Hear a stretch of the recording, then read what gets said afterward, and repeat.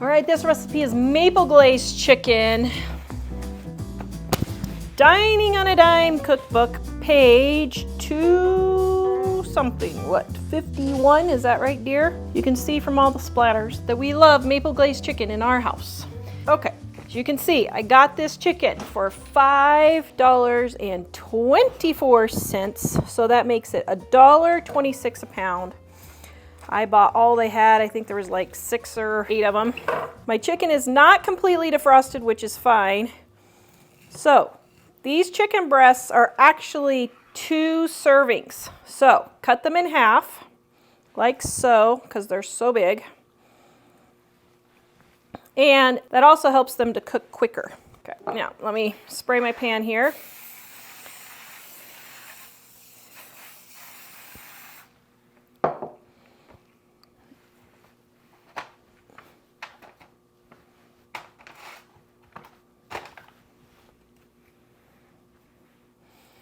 Now, this is, I am doubling the recipe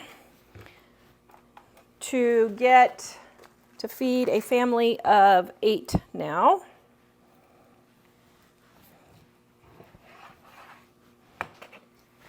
One, 2, 3, 4, 5, 6, 7, 8 is a baby, so that's not going to count.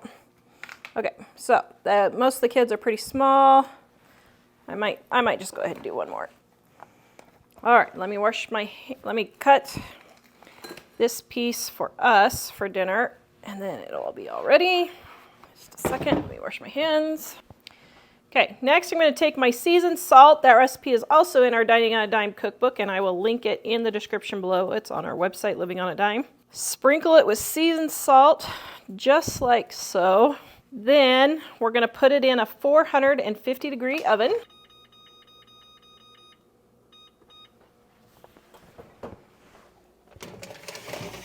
And let it cook. Then, this is my new favorite pop that Mom has. It has a lid that has a strainer on it. It's pretty cool. I will link this below also for you guys. Going to put in my butter or margarine, whichever you want. My maple syrup. Right there. Okay, now I love these little true lemon things. Yes, this is a luxury, but that way I don't have lemons spoiling on me, so that's what I use for my baking. I actually save money because I don't have my lemons spoiling, but if I would remember to freeze them, it would be fine, but I don't. Okay, so then we're going to put all this in here and let it come to a boil for about 5 minutes to come together and thicken. Also, I'm going to add just a little bit more seasoned salt to it.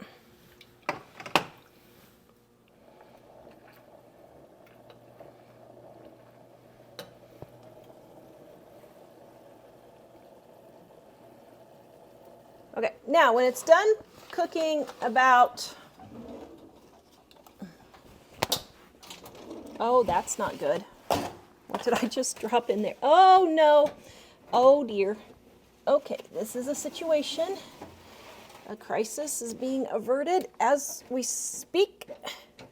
Maybe. Oh, no, it's getting worse. Oh, dear. Oh, my. Oh, dear. Oh. Now it's going to melt to the floor. Okay. All right, this is my silicone mat. Now can I get it back under? Oh my, oh no, now my pot holder is on fire. Oh dear. Okay, oh dear. Now I'm burning myself. Okay. This is not exactly how I would recommend doing this. Ow, let me go put water on my burn. This is a day in the life of Tara. Yeah, oops. But see, look dear, God gave me this moment to enjoy the beautiful tree with the leaves falling, the cleaned up garden for the winter, the light gentle rain. What do you think, dear? I think that's true.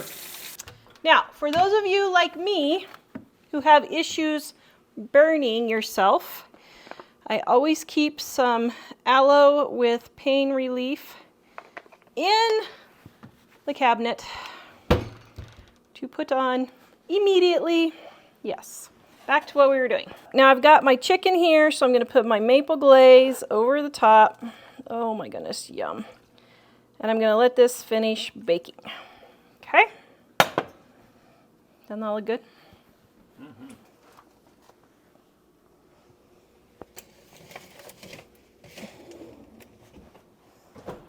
Before we get to the next recipe, I wanted to show you how to easily clean your glass top stove.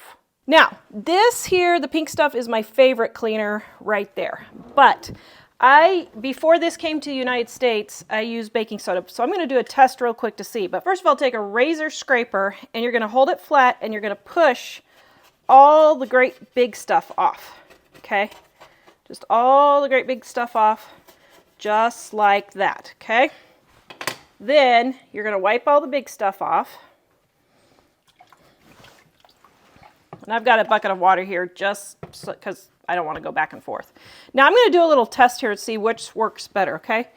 So let's start with the baking soda. Right here is the baking soda, and you just scrub a little bit, just like that. Okay.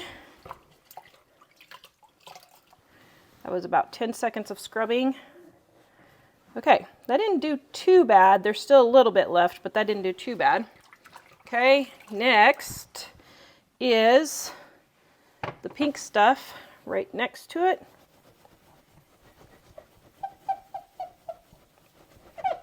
Now you can feel the friction. When it gets clean, you can feel that the friction stops on your stove against the stuff that's baked on. So, okay, sorry guys. I've used baking soda for years to do this, but I can already see right here the pink stuff. This is a scratch on my stove, but the pink stuff did better than the baking soda. So, link in the description below. Maybe the soft scrub would also work for this, but love this stuff. That's how you clean your stovetop.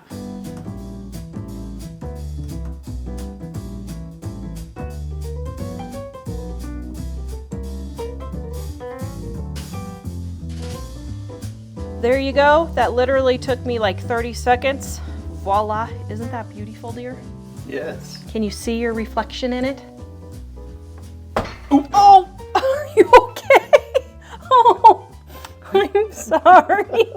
Here, I'll kiss it for you. Okay, you can see how much cleaner this is. Somebody scratched my stovetop. Don't know which one of the people in the house it was, but anyway, yeah, these are scratches. This 3-ingredient oven fried chicken is super easy to make.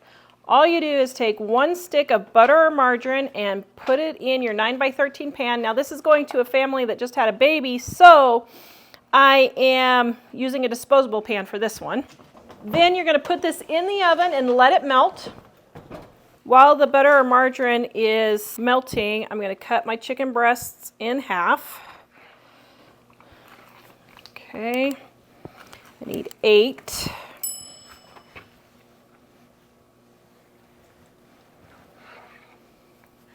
I just realized this is for the home ec teacher at school. It better taste good or I'm in trouble. Oh no.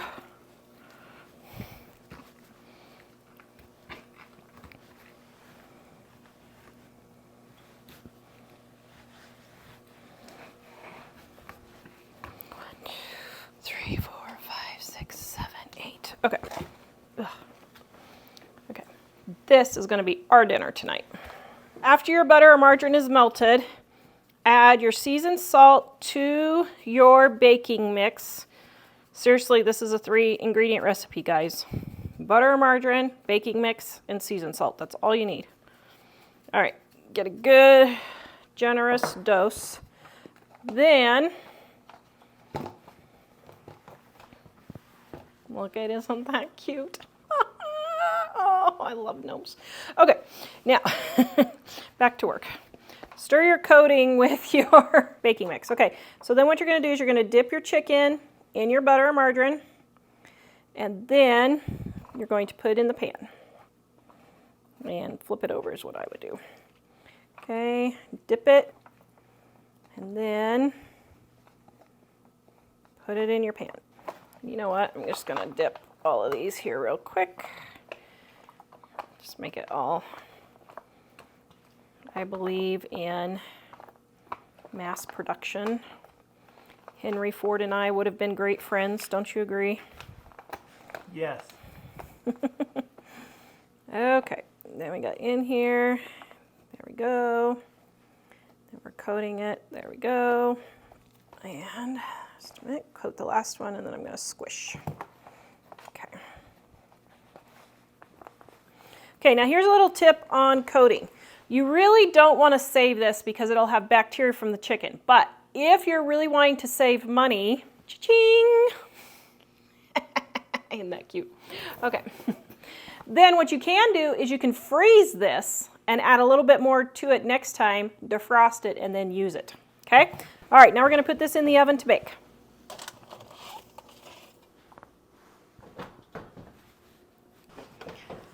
All right. Oh, yum.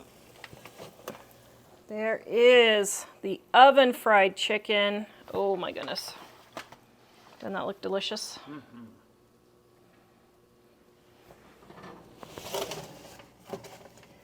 And there is the maple glazed chicken. Now, since this sauce is so thin, I'm going to let it reduce just a little bit. So I'm going to pour it in the pan and cook it down just a little bit so it's a little bit thicker. What I'm going to do is I've got a little water here, and I'm going to sprinkle just a bit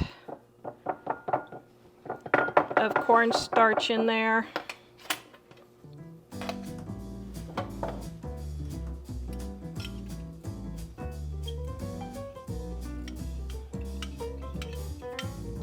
Pour it in, bring this to a boil, and it will thicken up.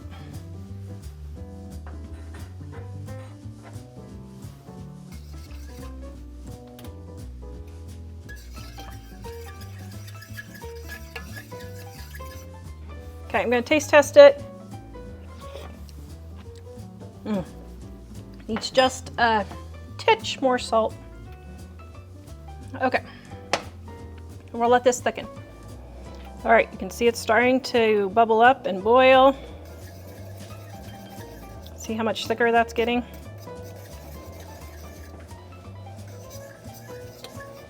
Let it thicken just a bit more.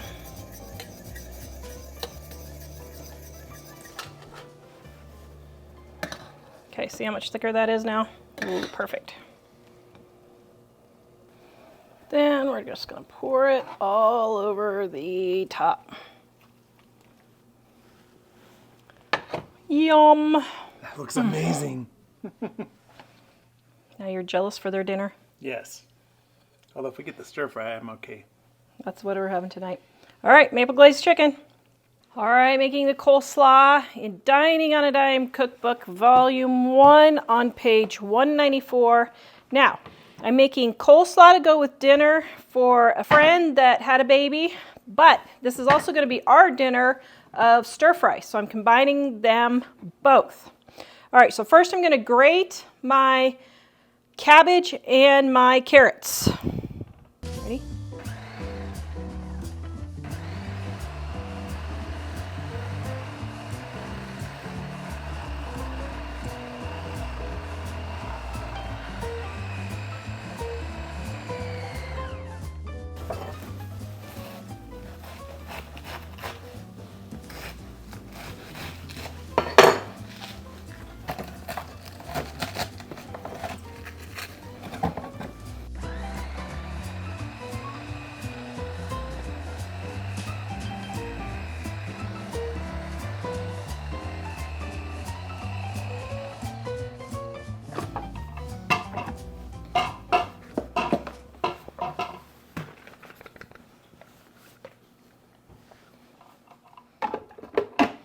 Now, what I do is I grind up what I need for cabbage for the entire week.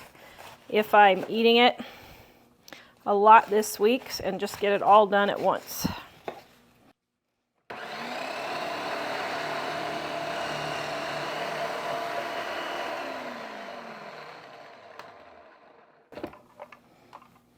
There.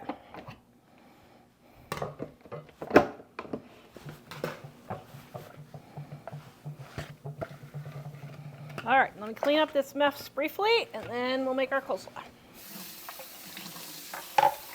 Okay, now I don't wash my food processor when it's non-greasy food. So like this, I just rinse it all out, and there's no reason to waste time or energy doing all that. All right, so what I do first is I mix all my cabbage and carrots, just like so.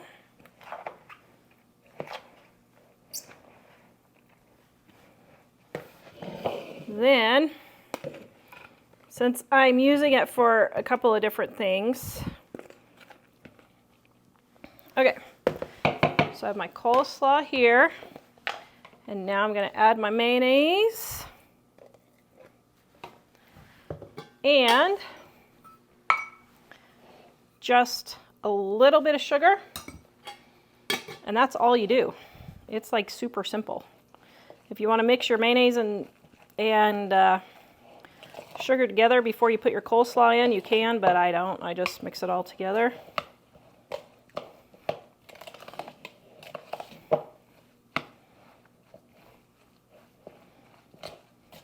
If there's not enough mayonnaise, just put a little bit more in until it's all nice and moistened.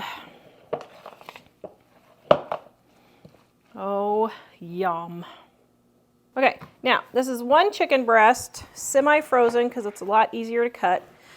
And I'm going to cut it into smaller pieces. Now normally I use shredded chicken for this because I always have shredded chicken left over. But this time I happen to have a chicken breast left over. So I'm going to cut it up into teensy tiny pieces for stir fry. And this is going to be our dinner tonight. Some of those are still pretty big, so I'm going to cut those up, but about that size. Now, this is going to feed 3 people. And to go with this, I'm going to make rice. Dining on a Dime, Volume 1, page 181. Right here is the directions. And on our website, livingonadime.com. And the link is in the description below. Now, this is the pan method. You can use a rice cooker if you want, but I'm showing you how to make it in a pan if you don't have a rice cooker. All right, so we've got our water. We're going to put a generous sprinkle of salt in. Then an oil. Butter or margarine is fine. Mike's likes olive oil. And then we're going to add our rice.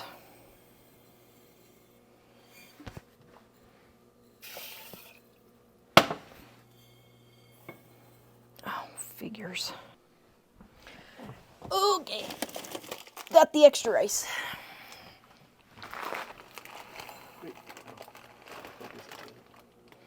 Okay, no, I don't rinse my rice or anything like that. Then just put the lid on, bring it to a boil, and then you're going to turn it down to medium high and let it cook until the rice has absorbed all the water, about 20 minutes. Okay, as soon as you see your rice boil, turn your rice down to medium low so it just stays on a simmer. That way it won't boil up all over your stove and make a giant mess. Ask me how I know. I watch it for just a minute to make sure it's not going to boil over, and then when it slows down, if it looks like it's going to, you can just knock the bubbles down real quick. All right, then after about 20 minutes, you can see all those holes. That's how you know the rice is done. Look at that nice fluffy rice. Okay, now, oh, perfect homemade rice. This stir fry recipe is adapted from my recipe in Dining on a Dime Cookbook, Volume 1 on page 255. Now, my family doesn't like peanut butter. Mike doesn't like peanut butter in his stir fry. So we're adapting it for him. And I don't have celery on hand, but I'm just going to use extra green peppers and onions. So you can adapt this to however you want.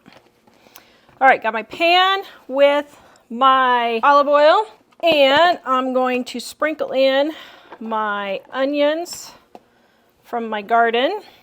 Well, let's just use them all. There we go. And my peppers from my garden, and we're going to just cook these just a titch.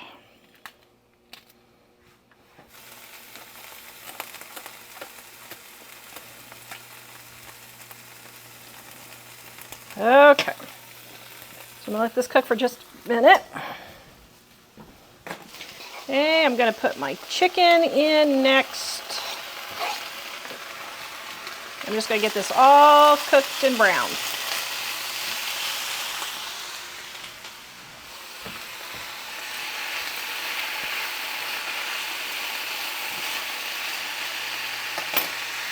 Seasoned salt.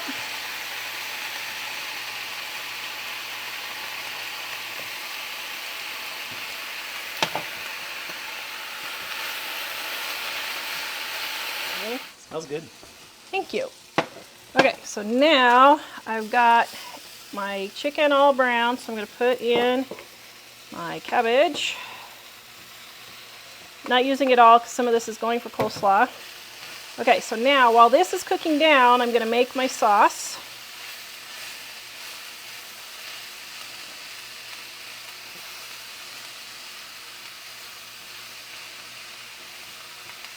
Okay.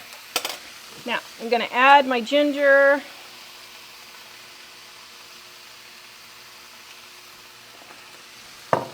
And my seasoned salt, which has garlic, onion, paprika, and salt in it. This recipe is in the description below and in our Dining on a Dime cookbook. Okay, now while that's cooking, I'm going to put a little bit of cornstarch in water to make a little bit of a sauce here.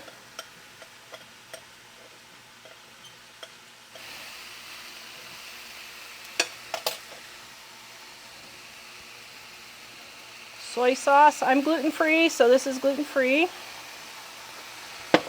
And my hot pepper sauce.